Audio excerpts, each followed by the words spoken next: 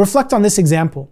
The Prophet ﷺ was walking with his cousin, Abdullah bin Abbas radiallahu anh, who was only 12 years old at the time.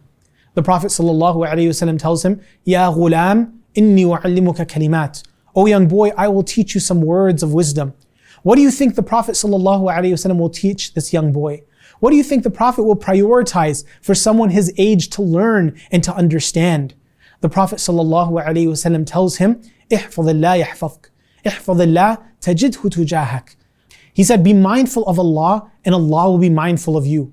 Be mindful of Allah, you will find Allah before you.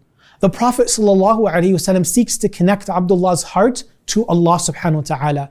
The Prophet prioritizes that he knows who Allah is, that he learns and turns to Allah subhanahu wa ta'ala, that he seeks to understand his Creator, to know that Allah will be there for him, to help him and support him as long as he turns to Allah Azza wa Jal.